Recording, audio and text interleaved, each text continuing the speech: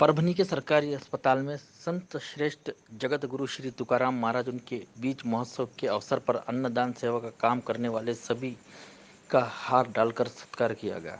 रामकृष्ण हरि अन्नदान करने इस नियोजन के अध्यक्ष ह.भ.प. गोविंद महाराज पौंढे, गुरुजी अन्नदान में सेवा देने वाले अशोक भाऊ लोंढे, इन दोनों का सत्कार किया गया। पिछले लगातार 3 सालों से निस्वार्थ सेवा का काम चालू है। इनके काम को लेकर फूलों का हार, नारल देकर सम्मान सत्कार किया। ये सत्कार वीर वारकरी सेवा संघ परभनी की ओर से किया गया। इस वक्त वहां पर समाज सेवक श्री सुमंतराव जी देशपांडे पुणे, अन्नदान वाटप के उद्घाटक माजी नगराध्यक्ष कमल किशोर अग्रवाल, मुख्य अतिथि सोलंके साहब, संयोजक लोक सेवक नितिन जाधव गुगलगांवकर, वीर वारकरी सेवा संघ महाराष्ट्र राष्ट्रीय कार्याध्यक्ष मौजूद थे। सरकारी अस्पताल आए हुए मरीज और उनके रिश्तेदारों को अन्न प्रसाद देकर में जनता से आह्वान किया। सभी को आह्वान में क्या कहा, आइए जानते हैं। स्वराज्य तुकाराम महाराजांचा पहिला मंत्राचा बीज आहे, हाच या दृष्टिकोनाने शक्य होऊ शकतो। या ठिकाणी आम्ही दोन्ही महापुरुषांचा सत्कार करणार आहोत। या ठिकाणी सत्कार स्वीकारल्याबद्दल त्यांचे मी वीर वारकरी सेवा संघाचे अध्यक्ष या नात्याने जाहीर आभार करतो। जय हिंद, जय महाराष्ट्र, जय वारकरी।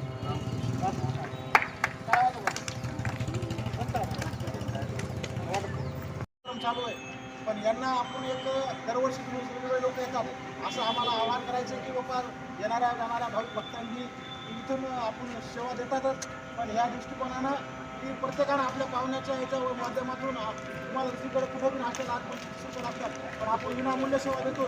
त्या दृष्टिकोनानं प्रत्येकानं आपल्याला जर आम्हाला वेगवेगळ्या माध्यमातून सहकार्य केलं, तुमचे आभार। आणि त्याचबरोबर या ठिकाणी गोविंद महाराज कोंडे गुरुजींनी अनेक वर्षापासून ह्या 3-4 वर्षापासून उपक्रम चालू केलेला आहे, त्याबद्दल आमच्या परभणी महानगरपालिकेची आणि मी तर नरेंद्र मोदीला काही बोलू शकत नाही कार्यक्रमाला, तर नरेंद्र मोदीच्या पक्षाचे माणसं या ठिकाणी आवर्जून त्यांना असं विनंती करतो की आम्हाला कुठं ना कुठेतरी माध्यमातून सहकार्य करा। त्याचबरोबर या ठिकाणी सोळंके साहेब त्यांनी तर त्यांचा मुद्दा दुसऱ्या याच्यामध्ये आहे, मुंबईला अशा ठिकाणी भानुचे दुसऱ्या जिल्ह्यातून आपल्याला सहकार्य करत आहेत। त्या दृष्टिकोनातून आमचे मित्र सुमनभाई देशपांडे हे 12 देश फिरून आले, त्यांनी अशी संकल्पना केली की बा चांगल्या दुसऱ्या देशामध्ये सुद्धा आपल्या धार्मिक तुकाराम महाराजांची अंशिक असतात, म्हणून त्या दृष्टिकोनाने त्यांनी सुद्धा इथं या ठिकाणी आज आपल्याला अन्नदानाची सेवा दिलेली आहे। या दृष्टिकोनाने आपले अनेक वर्षापासून म्हणजे महाराजांना सतत वाढण्याचं आणि हे करण्याचं काम करतात। अशोक भाऊ त्यांचा सुद्धा आम्ही एक नारळ आणि हार देऊन स्वागत करणार आहोत। त्याचबरोबर महाराजाचा आम्ही पुरस्कार दिलेलाच आहे, पण महाराजांच्या सोबत त्यांचा कारण कसा असतं, गिरीचा वाटा महाराज निमित्त महाराजांच्या केला धावून येणारा व्यक्ती म्हणून अशोक भाऊ यांचाही सत्कार मी माजी नगराध्यक्ष यांना अशी विनंती करतो की त्यांनी त्यांचा सत्कार करावा, कारण सहकार्य कशासाठी की प्रोत्साहन देणं, अशा व्यक्तीला सकाळी 8 वाजल्यापासून हा माणूस 5 वाजल्यापासून बेजार असतो या कार्यक्रमासाठी। विशेष म्हणून आपण सर्वांच्या यांनी मी टाळा वाजून चलते हैं अगली खबर की तरफ से। एडवोकेट टीपू सुल्तान ने गुरुवार 9 मार्च 2023 को सिटी पैलेस में पत्रकार परिषद में कहा कि भाई सैयद अब्दुल्ला पर 5 मार्च 2020 को पाटी गोविंद किराना दुकान के सामने हमला हुआ था। उसके बाद इस ताल्लुक से मोंडा पुलिस स्टेशन और पुलिस अधीक्षक कार्यालय में तकरार देकर भी कौन सी भी कार्रवाई नहीं की गई। उसके बाद इस प्रकरण मानवीय हक आयोग के पार जाने के बाद उनके आदेश से 3 मार्च 2023 को गुना दाखिल किया गया, पर आरोपियों के खिलाफ पुलिस ने अभी तक कोई कार्रवाई नहीं कर रही है, उल्टा टालम टोल करके प्रकरण को दबाने का काम कर रही है। उन्होंने आगे कहा, बंदों ने अपने वर्तमान पत्र में न्यूज़ लगाकर हमको न्याय दिलाए। इस प्रकरण में गुना दाखिल करने में देरी तत्कालीन पुलिस अधिकारियों की वजह से हुई है, इसलिए जितने दोषी आरोपी अधिकारियों पर भी कार्रवाई की मांग एडवोकेट सैयद टीपू सुल्तान ने की है। किस तरह की प्रतिक्रिया दी है, आइए जानते हैं। ये एक बात मुझे हमेशा सिखा वाली है, वो ये है कि बेटा जय जवान और जय किसान। जवान क्या बोलते तो बॉर्डरों पे और पुलिस का बहुत बड़ा योगदान होता है। पुलिस को तो बुरा नहीं बोलूंगा, मगर जो वरिष्ठ अधिकारी जो बदमाश है जिन्होंने उनका साथ, क्योंकि वरिष्ठ अधिकारी कितना भी बड़ा रंग हो अगर उसका इंसाफ विक्टिम को मिलना चाहिए, और जिन्होंने भी बदमाशी हैं जो करे, जो उनके साथ में ऑफिसर्स मिले आ रहे थे, वो सब कुछ 34 के अंतर्गत उनको भी हिरासत में लेना चाहिए। करने के बाद में तो कुछ भी नहीं, वो भी डीवाईएसपी और डीएसपी से मिलने के बाद इंस्पेक्टर पीआई जो थे तो उन्होंने तो कोई कार्रवाई नहीं करे, कंप्लेन भी नहीं दिए। जाओ बोले सिविल की चौकी करेंगे, सिविल की चौकी पूरी जाओ वो करेंगे, दोनों एक दूसरे पे ढका देते। और एमएलसी भी नहीं कर रहे थे, एमएलसी में भी 3 दिन के बाद करेंगे, एमएलसी भी डिले करके 3 से 4 दिन। 307 कब दाखिल हुआ था? 307 अभी जब कमीशन ने आदेश दिया, ह्यूमन राइट कमीशन ने 19/6/2021 को ह्यूमन राइट कमीशन ने केस फाइल करे। उसके बाद में ह्यूमन राइट कमीशन ने हियरिंग चली, मैं हियरिंग पर अटेंड रहा वहाँ पे, जो भी एक रात चली जो भी। फिर उसके बाद में वीडियो कॉल में यहाँ से डीवाईएसपी सर रहते थे, यहाँ से जो वरिष्ठ अधिकारी वीडियो कॉल करते थे और मैं वहाँ पर फिजिकली प्रेजेंट रहता था। फिर उसके बाद कमीशन ने सब चेक करा और लास्ट में कमीशन ने आदेश दिया 23/2/2023 को आदेश दिया कि एफआईआर करो। इतना डिले अच्छी बात नहीं है, गंभीर ऑफेंस है। ये देखो फुटेज भी दिया था, मैंने उनको बताया था फुटेज का। फिर उसके बाद में एफआईआर उन्होंने करे 3/3/2023 को, जिसमें उन्होंने 307, 143, 147, 148, 149, 506 आईपीसी से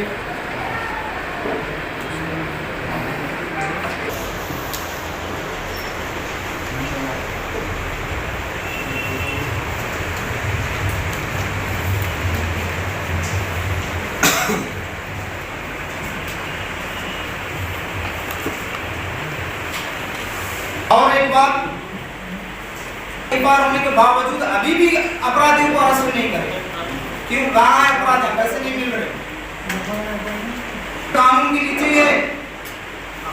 संविधान के जो दुश्मन लोग हैं उनको भी एक बात बताना चाहूंगा कि बार-बार तुम बोलो ना संविधान के दुश्मन और बोलते कि भारत माता है, तो ठीक है हम मानते भारत माता है, मगर तुमको भी मानना पड़ेगा संविधान पिता है। अब कोई अपने बाप को नहीं बदलता।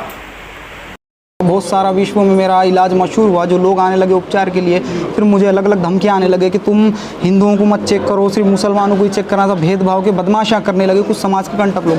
मैंने उनको हल्के में लिया, हल्के में लेने के बाद फिर मैं वो धमकियाँ बढ़ने लगे। मैं जाकर कंप्लेन दिया पुलिस स्टेशन पीआई में, फिर पुलिस निरीक्षक सबको, कोई कहीं से कुछ मिल ही नहीं सहायता। उसके बाद में एक घटना घटती 5/3/2020 को। मेरा भाई नाम है अब्दुल्ला, सैयद अब्दुल्ला। वो माज़ा पीने के लिए 9:30 बजे के टाइम पे रात में गली की चौरस्ते की दुकान पर जाता हूँ उन्हें माज़ा लाने के लिए। और माज़ा लेकर जैसा उतरता हूँ, उतरते ही उसको ये लोग घेर लेते और घेर कर उसको क्या करते, लोहे के रॉप्टर, लोहे के पाइप लकड़ी के रॉप्टर, उससे उस पर हमला कर देते, उसके सर पे, उसके पीठ कंबर, वो ऐसा मारते उसको इतना भयानक कि वो एकदम मर गया बोलकर फेंक कर चले जाते। उसका पूरा उसका मर्डर करने की तैयारी के तहत। फिर उसके बाद में कुछ लोग मोहल्ले के जहाँ भी रहते हैं वहाँ के, उन्होंने उसको उठाकर ले जाकर सिविल में एडमिट करते। 5/3/2020 को सिविल में एडमिट करने के बाद में हमको फ़ोन आता, हम पीछे से जाते, घटनास्थल पे देखते तो बराबर खून गिरे वाला है। फिर वहाँ से हम आगे पहुँचते, सिविल में जाते तो सिविल में देखे तो वो अधमरा पड़े वाला है। जब वो सिविल के अंदर उसको उस पर उपचार कर रहे डॉक्टर, तो डॉक्टर जी हमको उल्टे सवाल कर रहे हैं कि तुम है कौन, क्या है। फिर खैर वहाँ से हम क्या करें, एमएलसी करने की तैयारी करो जल्दी। तो डॉक्टर बोलता तुम है कौन, इसके कौन, एक सवाल 5 बार। फिर चलो खैर उसके बाद में एमएलसी होती है दूसरे दिन। एमएलसी होने के बाद में उसको होश आता 5/3/2020 को, उसको एडमिट कर दो, उसको होश आता 7 तारीख को, 7/3/2020 को। जब उसको होश आने के बाद हम पूछते क्या घटना है, तो पूरा वाक़या बयान करता मेरे गले में कि चैन इन्हें तोड़ लिया सोने की 2 तोले की, और उन्होंने ऐसा मारा, इन्होंने ऐसा मारा, मार कर उसको पूरा ऐसा अधमरा फेंक दिए थे। और उसके बाद में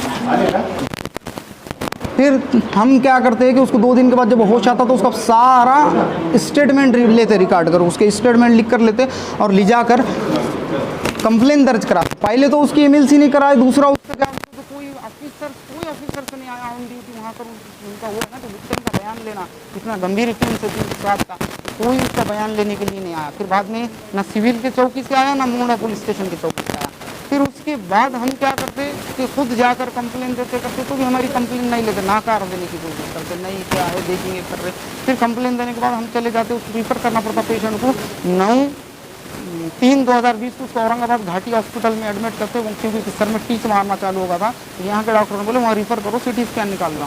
फिर वहाँ से 10/3/2020 को यहाँ रिटर्न आने के बाद में तो 4-5 दिन घर में रख के उपचार करते, 6 दिन, और 16 तारीख को जाकर फिर पूछते वहाँ पर कि इन्होंने कुछ नहीं करे, कुछ कार्रवाई नहीं करी, इसलिए जाकर पुलिस अधीक्षक कार्यालय के अंदर 16/3/2020 को सारे दस्तावेज, सारे पुरावे, सब ईमेल की सब सादर करके उसके फुटेज वो सब देते और बोलते कि हमको इंसाफ चाहिए, देखो क्या घटना है, इसका पूरी पंचनामा करो और जो भी अपराधी हैं उनको अटक करो, क्या दास्तान है।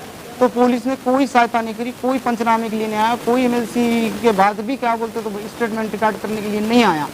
फिर उसके बाद कमीशन के अंदर 19/6/2021 को हमारे माता जी ह्यूमन राइट कमीशन के अंदर लिखते कि हमको इंसाफ चाहिए, क्यों नहीं मिला, विक्टिम के साथ मानव हक का उल्लंघन हुआ।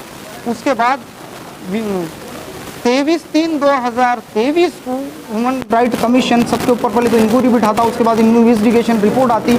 इन्वेस्टिगेशन रिपोर्ट आने के बाद में 23/2/2023 को ह्यूमन राइट कमीशन बुलाकर आखिरी आर्गूमेंट में ये बयान करता कि सब विक्टिम इंसाफ दिलाया जाए और जितने भी अपराधी उनके ऊपर सख्त से सख्त कानूनी कार्रवाई की जाए, उन पर एफआईआर करो। ह्यूमन राइट्स आदेश आने के बाद में भी एफआईआर में 4-5 दिन का डिले होगा, तो इस बार एफआईआर होता है। एफआईआर होने के बाद आज तक अपराधियों को अटक नहीं करे, एफआईआर होकर भी 4-5 दिन हो गए, फिर अपराधियों को अटक क्यों नहीं किया जा रहा, कौन है, कितना बड़ा भी नेता और कितना बड़ा भी अभिनेता होगा तो कानून के ऊपर कोई नहीं, सब कानून के नीचे, सब कानून का पालन करना पड़ेगा और जो कानून तोड़ेगा उसे सख्त से सख्त पनिशमेंट दिया जाना चाहिए, क्योंकि पनिशमेंट अगर अपराधी को नहीं देंगे तो फिर अपराधी के दिल से कानून का डर मर जाएगा और कानून का डर उसके दिल से मर जाएगा तो कल को कोई भी बड़ा क्राइम कर सकता। बताओ कानून क्या है, इन सबको समझाओ। अभी आपकी मांगी क्या है, आपकी डिमांड क्या है?